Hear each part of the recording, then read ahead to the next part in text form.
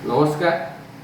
मु बसंत कुमार पात्र, शिक्षक स्वती यूजीएम स्कूल कोरे ब्लॉक जाजपुर। कोरोना भली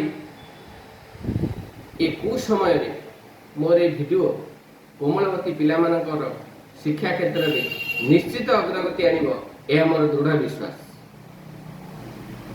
√2 और √3 परि अपरिमेय संख्या को संख्या रेखार किपरि प्रतिस्थापन करहब ताहा मु ए वीडियो माध्यम कही। √2 रो बिना साहाय्य आमे किपरि संख्या रेखार √3 अंकन करि परिबा ताहा मो वीडियोर विषय वस्तु। तेबे आसंतु मनकर ABC एक समकोणी त्रिभुज जार उच्चता 1 एकक और कर्ण 2 एकक।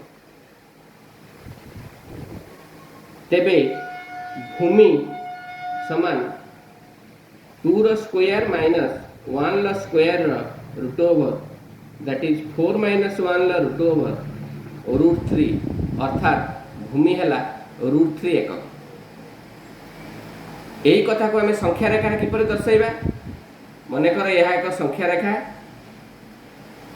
यही स्थान रे 0 बिंदु, यही स्थान रे 1 बिंदु, 2 बिंदु, 3 बिंदु। 0 बिंदु ठारे आम एक लंब अंकन करवा अर्थात 90 डिग्री अंकन करवा। 90 डिग्री अंकन कर भी सहज उपाय ये आम शिखा। कंपास मुन 0 पाखे रखी 180 डिग्री अंकन करी 180 डिग्री को समद्विखंड करी आम सहजरे 90 डिग्री अंकन करें। 0 रु कंपास मुन रखी 1 पाखे पेनसिल मुन रखिले जो चापटी सृष्टि हे ताहा 1 एकक अर्थात आम उच्चता से चाप अर्थात 1 एकक नवा जो बिंदु छेद करना 1 दबा ओ ए दैर्घ्य 1 एकक। एबे कंपास मुन ओ बिंदु रखी पेनसिल मुन 2 पाखे रखिले जो चापटी सृष्टि है ताहा 2 एकक विशिष्ट।